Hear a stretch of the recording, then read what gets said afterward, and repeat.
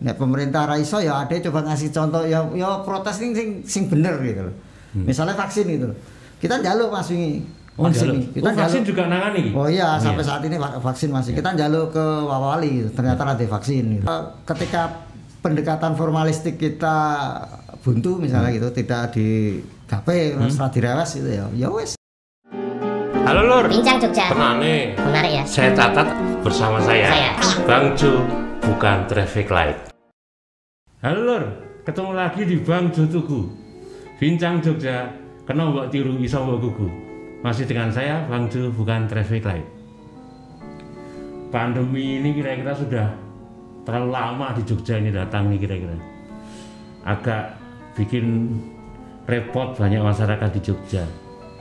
Hari ini saya kedatangan teman ngobrol, seorang ketua Dewan Eksekutif dari Perkumpulan Badan Hukum namanya Associate Resiliency Movement.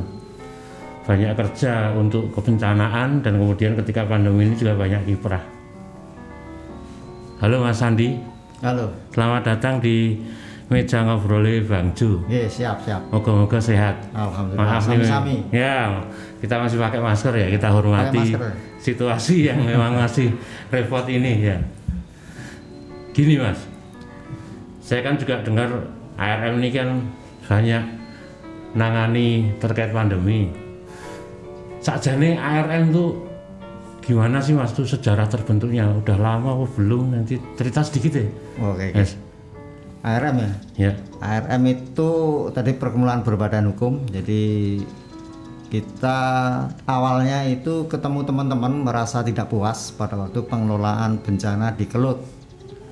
Kemudian di Kelut, kemudian mulai ada komunikasi waktu Kelut meletus itu ya. Ada beberapa teman. Kemudian longsor Banjarnegara gitu. Piye carane ben pengelolaan bencana iki rada ketoto lah ceritane gitu. Nah, ndalah kanca-kanca iki ya satu alumni ya asline. Satu alumni ning Fakultas Hukum. Ada beberapa teman kemudian ya saya gawe sing rada serius sing berbadan hukum ben identitasnya iki jelas. Jadi ini ana apa-apa ya iso dipertanggungjawabkan secara hukum. Ya itu aja. Kemudian 2015 kita bikin akte gitu. Ada notaris sing gawe nek aku ora iso Mas. Sing notaris sing gawe terus disahke ning SK Menkumham, dapat SK Menkumham. Nah, orang Jogja nih Mas. ARM ini orang Jogja mayoritas. Orang Jogja semua. Tapi kok tadi ngomongnya soal Kelut dan Banjarnegara atau memang butuh bencana yang booming sehingga harus ya bagaimana? Wong Selo iki masalahnya dong, wong Selo. Jadi ketika ada bencana tuh kebetulan ning kono kok ketemu kanca-kanca Jogja dhewe. Nah, ketemu teman-teman Jogja sendiri. Oh gini kok padha Jogja nih lah, cacah alumni dhewe. Ya saya kapan-kapan ngobrol tentang ini ya itu mulai mengkristal tadi. Lanjut kemudian ya memang kalau bencana di Jogja memang paling lengkap memang kalau kita ngelihat dari pasca Merapi kan relatif sebetulnya lebih longsor, ada longsor di Kulon Progo ya sering gitu. Gempa bumi ya Jogja paling lengkap gitu. Makanya sehingga ya kenapa tadi ketemu ning Kelut ya mungkin ya wong Selo kuwi mau ya asli berbagi memang kan tidak harus dibatasi oleh jarak itu. Banyak Mas yang terlibat di ARM ini. Lalu biasanya selain cerita soal sesama alumni hukum, aktivitas mereka apa misalnya kalau aktivitas macam-macam Mas. Ada pas aku jadi dosen Mas itu ya aku. Oh, saya juga tuh. Saya wis ora. Oh iya. Pas zaman semula kita jadi dosen nih. Terus ada notaris, ada penasihat hukum, kemudian ya ada komedian juga macam-macam. Nah, itu kan sebenarnya punya apa ya? Punya konco-konco gitu. Ya akhirnya terkumpul gitu. Jadi sekian banyak profesi yang muncul di teman-teman di ARM ternyata melengkapi ya. Komedian bahkan komedian ada ya. Yang menarik jenengan jadi dosen tiba-tiba jadi relawan. Duitnya akeh jadi relawan kita ingat. Yang dosen atau ngenteni tanggal loro nek relawan iki ngenteni gawanan kerjaane sadus, gawan bayare sak sen. Oh iya gitu. Istilahnya menarik. Oke. Lalu soal pandemi ini Mas, karena kita kan masih ya saya pribadi ngelihat pandemi ini gimana ya, masih was-was ya. Nah bisa cerita sedikit apa kiprahnya ARM di pandemi sejak awal tuh Mas? Oke, sejak awal ARM awal-awal gitu ya dari 2020 ya awalnya. itu kita mulai semprot disinfektan di Jogja mungkin pertama kali gitu, jadi di berbagai tempat gitu, karena kita melihat perkembangan kasus ini akselerasinya lumayan cepat gitu. Awal pandemi Ya, sekitar Maret 2020 ya. Februari kita. Oh, Februari, Februari, jadi 19 ya. Februari. Ya. 19 Februari. Nah, tetapi kita mulai semprot disinfektan terutama yang positif di mana itu kita kejar gitu, kemudian kita disinfektan, kemudian nah itu sebenarnya sebagai pintu pembuka akhirnya, jadi pintu pembuka komunikasi bahwa masyarakat ayem wis disinfektan segala macam, ada edukasi, ada edukasi yang benar ya. Nah, ada edukasi, kemudian beberapa kampung menjadi rintisan untuk bikin kampung bakoh gitu. Kemudian hampir semua kampung kemudian bikin rekayasa lalu lintas, ya, orang nyebutnya satu pintu keluar masuk warga ya. Nah itu dari situ kemudian berkembang kemudian kita masyarakat panik iki ya, buka layanan psikologi, bengok kanca-kanca psikologi, walaupun aku ya psikologi juga Mas, cuma ya cari sing kompeten sing dia praktek secara profesi. Nah itu kemudian kita edukasi bahwa simpang siur berita informasi apalagi daerah global itu kan jadi masyarakat makin adu persepsi gitu. Nah muncul kemudian kita jadi rujukan. Nah, itu kalau kuantiti disinfektan yang ya puluhan ribu liter kalau disinfektannya di awal. Oke, itu kan kira-kira kalau membayangkan ya, Maret itu mulai launching lah kira-kira. Hore ke COVID hadir di tengah kita kan, gitu kira-kira launching kaset kan dulu gitu itu. Lalu tiba-tiba masyarakat kemudian mulai resah manakala anak-anaknya kemudian ditarik dari bangku sekolah, tidak boleh sekolah, pegawai mulai ada istilah WFH kan begitu. Betul. Nah, tetapi kan kemudian yang terjadi saat itu menurut saya Mas, saya tertarik dengan istilah edukasi tadi, jemprot nih edukasi. Itu kan informasi semerawut Mas. Betul. Kita selalu melihat di televisi bahwa Indonesia baik-baik saja di wilayah tropis sehingga ketika virus kena panas mati, tapi tiba-tiba di Jogja COVID hadir. Betul. Nyebar. Dulu banyak klaster ya, kira-kira klaster perbelanjaan dan lain-lain. Itu caranya edukasinya gimana Mas kalau di masyarakat level bawah? Betul. Jadi mereka minta cairan tadi, dia kan ninggal nomor. Nah, ninggal nomor kemudian kita bikinkan istilah kita bikin kuliah lewat WA itu. Jadi ada tiap hari itu kita sampaikan informasi perkembangan, kemudian edukasi yang benar tentang macam-macam. Dulu masker harus seperti ini segala macamnya.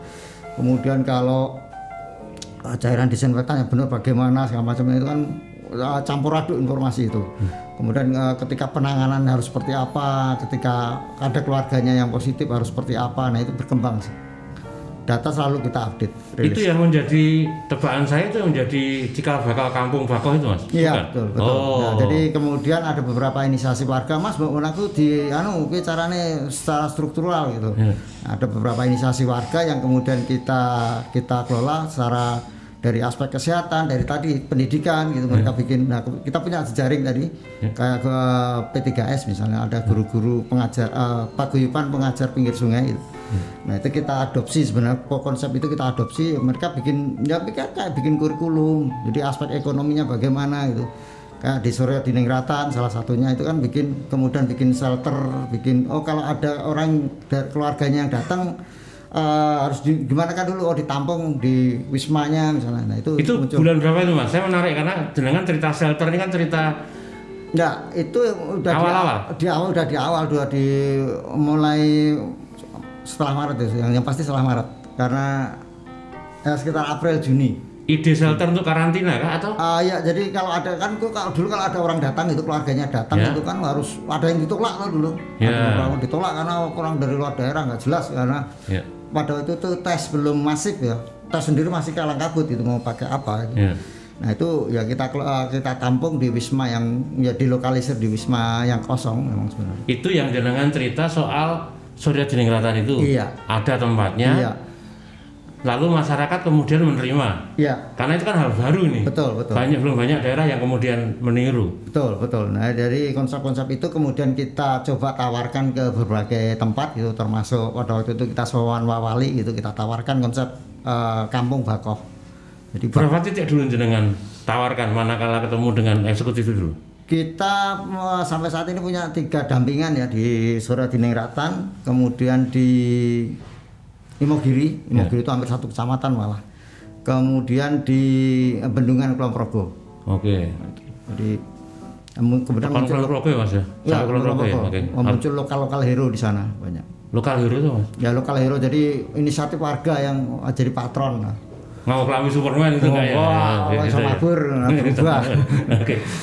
Lalu ketemu Wawali juga gimana itu Mas? Maksudnya malah melu lomba ya Mas. Oh, lomba. Itu pas Agustusan mungkin jenengan salah dengan ya. Lomba baris berbaris.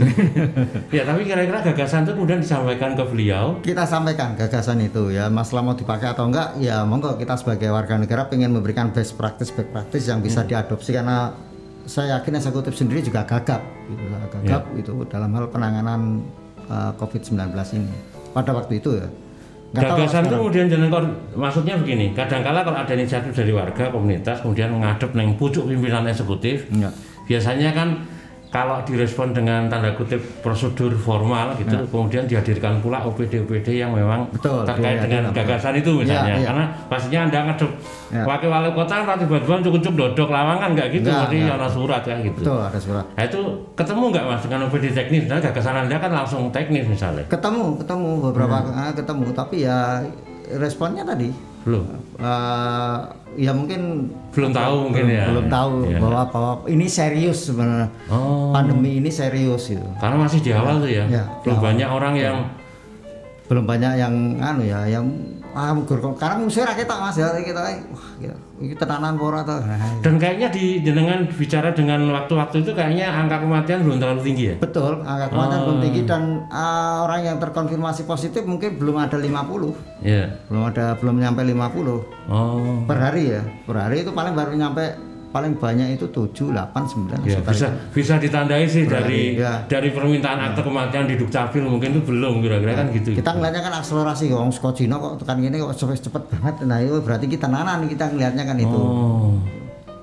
Oke, berarti ada satu gagasan muncul pernah resmi lalu jalan. Tapi setelah itu jenengan tetap jalan nggak atau?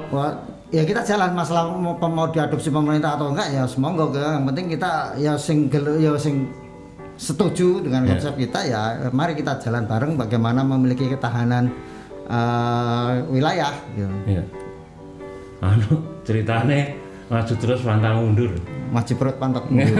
Maju tak gentar lah. Rana dite tuh angkat lah kira-kira. Oke. Tapi ini kan bicara tentang policy ya. Kan jenengan ketemu pimpinan eksekutif pastinya bicara policy. Ketemu dengan pimpinan OPD juga bicara tentang kebijakan terkait program. Betul. Di lapangannya gimana sih Mas? Jenengan kan ketemunya orang-orang lapangan, misalnya jenengan lagi nyemprot juga ketemu OPD atau apa tuh, dinas kebencanaan apa yang juga melakukan hal yang sama, itu prakteknya gimana sih sinergi jenengan dengan orang-orang lapangannya pemerintah itu? Kalau kita malah di wilayah maksudnya Mas. Langsung wilayah. Di wilayah, jadi wilayah-wilayah dampingan kita, kemudian kayak tadi di desa, kemudian di RT, RW, kalau di Suradiningrat itu kan RW sebelumnya. Nah, cuma juga tidak harus formal. Kayak di Bendungan itu malah lokal hero-nya muncul bukan dari sisi pemerintah eksekutif, warga biasa yang melihat karena mungkin melihat ini serius tenan nih gitu. Kemudian melihat kita seperti apa kiprahnya. Ini malah justru orang biasa yang jadi motor ini, bukan dari, tapi ya kebetulan malah dia jadi tokoh. Gara-gara corona jadi tokoh. Betul. 2-3 tahun sesuatu ketemu jenengan lu sudah jadi lurah loh deh, kira-kira mungkin enggak mau Mas, yakin orang karuan jadi lurah. Udah beberapa kali sering ketemu, orang pengen belum bloko lanjut Mas. Nah itu jadi ketika pendekatan formalistik kita buntu misalnya gitu, tidak digapai, setelah direwes gitu ya wes rapo ora masalah gitu, tapi kelompok-kelompok lokal tadi muncul juga gitu, nggak harus yang formalistik. Tapi dengan apa nggak ada sama sekali, misalnya ini kan kemudian kan kita nggak cuma bicara tahun lalu, tiba-tiba ARF kan juga masih bergerak di tahun sampai hari ini Pak. Ya. Nah itu ketika bersinggungan dengan teman-teman yang dari itu gimana? Tetap bisa kerjasama atau sudah punya porsi masing-masing. Ya kita mitra kritis Mas ya istilahnya. Kita memposisikan sebagai mitra kritis tadi. Nek iso dijajak kanca ya saya, nek ora ya tak kritisi apa yang dia lakukan. Oh kritis gitu, tak kira kritis keuangan nih. Relawan kan kritisnya keuangannya biasanya. Ramangkat gara-gara bensin entek. Berani lapar, wani ngelih. Jadi kita konsepnya adalah posisi kita ada mitra kritis pemerintah untuk penanganan itu. Jadi nek pemerintah ra iso ya ada coba ngasih contoh ya protes sing bener gitu. Misalnya vaksin itu. Kita njaluk Mas wingi. Kita vaksin juga nangani. Oh iya, sampai saat ini vaksin masih. Kita njaluk ke Wawali, ternyata ada vaksin gitu. Ayo SP meneh sing duwe sapa goleki ketemu. Ya kita juga melakukan, malah kita undang Mas. Loh aku melakukan vaksin ya. Sebenarnya tugasmu kok. Itu. Sampai pernah request terkait dengan ini kan kalau kemudian saya kira juga isu tentang vaksin kan isu tahun 2021 nih. Ya. Orang mulai percaya bahwa vaksin tuh bla bla bla. Ini lalu jenengan ambil juga tanda kutip inisiatif untuk membantu vaksinasi. Kenapa sih jenengan ambil porsi orang yang nyemprotok yang kemudian masuk pada isu vaksin tuh? Kenapa? Alasannya apa sih Mas? Corona ini kan istilahnya kita melihat ada pengurangan resiko corona ini kan ada trilogi T tadi. Kalau saya bilang triloginya ada T. Tes, treatment, tracing, treatment, kemudian sekarang muncul vaksin. Nah, ini yang harusnya dilakukan. Tes gitu kan. Pertama tes. Tes yang dilakukan bagaimana? Tes ini hanya sebatas administratif yang dilakukan, tidak pernah melihat bahwa tes ini sebagai pengurangan resiko bencana Covid. Kalau orang menunggu hasil tes itu adalah bukti ilmiah, bukti secara saintifik gitu, orang dinyatakan positif atau tidak kan tes. Tetapi selama dia belum keluar buktinya, harusnya diperlakukan itu dia positif dulu. Nek ora dolan ning dindi nyebar Mas, ketularan ning dindi gitu. Aku misalnya aku tes belum muncul hasilnya belum muncul itu. Kemudian aku jajan ning dindi Mas, ya nyebar, ternyata aku positif gitu. Nah, itu sehingga orang yang harusnya tes itu yang harus diperlakukan karantina dulu.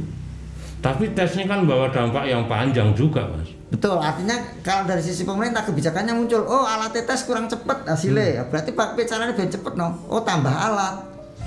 Atau tuku teknologi wis kuno misalnya seperti itu. Duit mana ya? Kan sing duit itu. Tapi kan dari sisi pemikiran kan harusnya itu yang diadopsi yang bener, sing apik sing bener iki piye kan itu.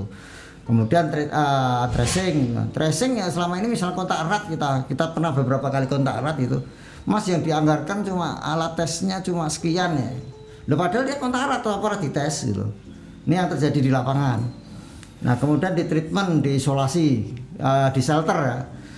Orang kemudian pukul rata.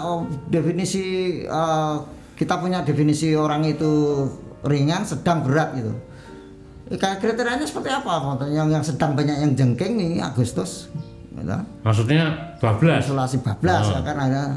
Artinya apa? Ketika diisolasi ini sedang ini isolasi mandiri aja di rumah. Tetapi fasilitas di rumah kayak apa? MCK misalnya kamar mandi, ternyata terconnecting dengan beberapa anggota keluarga yang lain, tidak bisa dia terisolasi. Itu akhirnya banyak muncul korban kan kemarin itu di kampung-kampung.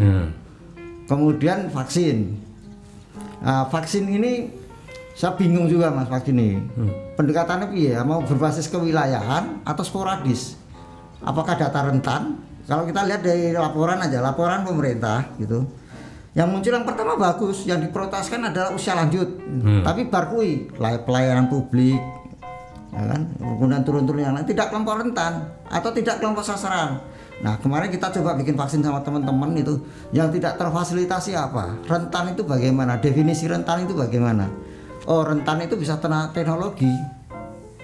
Mereka mau vaksin rat HP ini mungkin kita temui Mas, HP ini urung Android. Kemarin kita vaksin 1000 orang hasilnya 700. HP ini poliponik ya Mas. Poliponik kan. Kemudian rentan teknologi tadi, kon enggak aplikasi wong tua ya ra iso Mas. Ya kan aplikasi kendala itu, berarti kan rentan teknologi. Nah, itu yang kita coba sasar pendekatannya, ya wes memang harus kembali ke manual. Jadi kemudian rentan secara sosial. Kelompok-kelompok yang termarginalkan pinggir kali segala macamnya, kemudian kemarin ada PSK segala macam. Perantauan juga rentan Mas. Betul. Ya nggak ke data. Betul. Kalau kita berbasis kewilayahan, kita berbicara populasi, tidak melihat KTP itu harusnya. Ini malah juga ada yang kita vaksin itu malah justru tukang jualan ciduk itu Mas. KTP-nya tepanggung. Kita vaksin nggak masalah. Sehingga vaksin oleh karena itu populasi. Kalau kita berbicara populasi jangan lihat KTP. Itu yang pertama-tama dilakukan kan itu. Nah itu kita jebol, sebelumnya vaksin masalah laporan, peduli lindungi ada kok. Kenapa harus bikin sistem lagi? Ada double sistem yang menurut saya ini sangat tabrakan tapi malah bingung gitu. Masyarakat bingung Saya dapat cerita berapa adik kelas yang di kampus itu yang KTP-nya luar Jawa luar itu stresnya minta ampun Mas. Betul. Karena mereka KTP itu dilalah yo asal-muasalnya sana, tidak ada dan diuncal-uncal bahasanya saya kok disuruh lapor sini atau suruh pulang kan nggak boleh naik pesawat dan lain-lain gitulah. Itu gimana Mas? Ya syarat administratif ya, kalau KTP kan sebagai identitas warga negara, bahkan kemarin yang kita vaksin itu ada yang tidak ber-KTP. Ini apa ya, kita undang Dukcapil, ya ini urusanmu. Kewajiban kamu untuk memberikan identitas warga negara. Untungnya Dukcapil, oke gitu. Secara Mas ini bisa dilacak loh, malah gawean aku ngon lacak gitu. Yo nek gawe KTP resok kayak stiker mungkin badu ya. Nah, kita vaksin tetapi secara kesehatan bahwa mereka punya hak untuk secara kesehatan. Nah, masalah identitas yaitu kewajiban pemerintah untuk memberikan. Itu kita kemarin kita lakukan. Itu ada 9 orang Mas kita kemarin vaksin yang tidak ber-KTP. Tapi kita ini artinya vaksin yang dilakukan oleh ARM sendiri. ARM bersama teman-teman koalisi kemarin. Koalisi? Koalisi apa lagi Mas? Kita kemarin berkoalisi sama Altrasi. Kemudian Aji. Koalisi itu sama dengan gabungan. Bantingan ragat kira-kira gitu Mas. Gotong royong. Gotong royong. Jimpitan bahasanya. Koalisi kan nama neng korane Mas. Prakteknya yo dompetnya metu dede oke. Kalau ngopi tap ya. Iya, oleh. Ya gabungan dari teman-teman yang aku di kelompok dampingan. Ya wis saya vaksin. Ya. Oke. Jadi isu vaksin kemudian ini menjadi sangat penting terutama di istilahnya paruh akhir Covid ini ya. Ya untuk pengurangan resiko bencana vaksin. Saya kira dan saya juga nggak ngerti nih gimana pendapat jenengan. Saya kan misalnya mau nanya. Data tentang Covid itu kan kalau kita baca di Twitter di media itu kan turunnya itu memang pengaruh vaksin Mas. Ya. Vaksin berpengaruh kalau sepengamatan saya ketika kita bikin shelter gitu ya. Kita bikin shelter mandiri kemarin karena yang masyarakat ada yang tidak mau di shelter yang dibikin pemerintah kita fasilitasi juga. Kita kemarin bikin shelter di Warung Boto. Orang yang divaksin dengan orang yang tidak divaksin ketika terkonfirmasi positif secara fisik itu kelihatan beda sekali Mas. Ada satu cerita ilustrasi yang bisa bikin orang lebih gampang. Misalnya begini, daerah dampingan jenengan ada orang 2 kali kena Covid. Dulu belum divaksin sekarang vaksin. Ada nggak sih Mas gitu? Ada. Yang udah divaksin kena lagi, kena positif gitu. Ya melakukan kayak zombie. Tapi kalau belum divaksin kena terkonfirmasi kayak zombie melakukan yang kamar mandi yang berangkang. Oh gitu. Pernah ya. Jadi sebelum hari ke-10 itu rata-rata jadi virus ini Covid ini kan 14 hari rata-rata kalau normal natural ya. Itu kan 14 hari. 10 hari sebelum 10 hari ini baru parah-parahnya. Jadi kalau kita melihat grafik itu menuju 10 hari ini menuju parah. Setelah 10 hari menuju 14 hari baru. Itu orangnya orang standar atau punya penyakit penyerta itu? Standar orang canom Mas. Ini kalau yang komorbid penyakit bawaan. Bablas di sana ya. Bisa jadi. Ini kan yang memang. Jadi Anda percaya bahwa vaksin ini bagian dari penting dari upaya untuk mengurangi risiko itu ya? Saya yakin bahwa maka RM mendorong juga vaksin. Jadi vaksin ini sangat penting banget untuk imun punya benteng untuk itu. Karena sepengamatan saya secara empiris gitu, secara nyata langsung itu, yang divaksin dengan yang belum memang beda sekali. Oke, lalu begini, ini kan ya ini bicara lagi soal isu ya, saya anggap isu lah karena saya juga nggak paham ilmunya. Tetapi banyak orang mulai ribut soal ini mungkin di akhir obrolan kita ini karena saya pengen lihat pendapat jenengan sebagai orang lapangan. Ya. Desember atau akhir tahun ini saya sebut bulan ini nggak punya dasar, yang cuma dari media sosial. Akan ada gelombang ketiga atas dasar sekian analisis. Jenengan gimana sih? Oke, gelombang ketiga bisa jadi, tetapi tadi yang divaksin sama yang belum. Nah, problemnya adalah pintu untuk masuk Jogja sudah dibuka. Beberapa perguruan tinggi sudah ada beberapa yang mahasiswanya masuk. Nah, ini ada tingkat penyebaran vaksin yang tidak merata. Artinya orang datang ke sini itu mereka juga sedang cari vaksin juga. Mahasiswa yang masuk ini. Karena bukankah orang datang ke sini syaratnya juga harus vaksin, naik pesawat, naik kapal, naik itu? Administrasi, Mas, kita berbicara integritas itu ya. Kemarin beberapa posisi jenengan pada posisi mempertanyakan itu juga ya. Beberapa temuan kita mereka memang vaksin satu, tapi kesulitan juga mereka untuk vaksin kedua segala macamnya kemarin. Karena masih berbasis mereka tidak daftar di sini kok. Kemarin misalnya kita menyelenggarakan vaksin, mereka tidak daftar di sini ini pertamanya gitu. Walaupun sebenarnya itu bisa aja. Nah, ini ada kendala di situ. Nah, orang yang masuk ini kan tidak merata, orang yang disuntik vaksin tadi tidak merata. Nah, pintu sudah dibuka, tidak dibuka. Nah, permasalahannya kalau ada varian yang lebih parah dari Delta, jenengan duga bahwa ada itu atau karena? Nah, ini kalau ada varian yang lebih parah dari Delta, ini kita bisa collab lagi. Kalau penyelenggaraan pengurangan resiko bencananya masih seperti kemarin, kesiapannya. Jenengan pendapat gini pernah sampaikan nggak ke yang berkepentingan itu? Kemarin sempat ketemu di Dewan ya, di Dewan Provinsi. Saya sempat ketemu itu. Kalau penyelenggaranya masih seperti ini, ada virus yang variannya lebih dari Delta, pintu sudah dibuka, vaksin tidak merata, kita bisa jadi nanti gelombang ketiga. Responnya Dewan gimana? Ya, responnya Dewan karena kaitannya dengan ini ya, dia mau katanya mau bikin pabrik oksigen segala macamnya itu. Ya, itu. Bikin pabrik oksigen untuk 3 tahun. Tapi konsep pengurangan resiko bencananya tidak pernah ada sebuah evaluasi, tidak ada sebuah perbaikan gitu. Tes tadi memang bukanlah wewenang orang Dewan kan juga sebatas memberikan guidance policy. Eksekutifnya kan, eksekutifnya harus didorong untuk itu. Berarti tugas jenengan nih.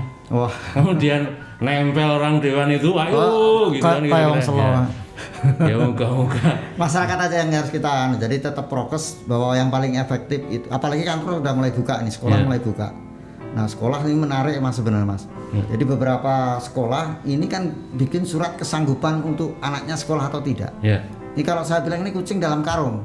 Oh iya, penting gue saya. Saya dua anak ditanyain gitu juga, gimana Mas? Bikin surat kesanggupan dulu, tetapi tidak pernah mempresentasikan bagaimana mereka memulai membuka kembali kantornya itu. Sekolahnya itu? Ya, apa SOP-nya? Bagaimana penanganannya? Bagaimana mengendalikannya?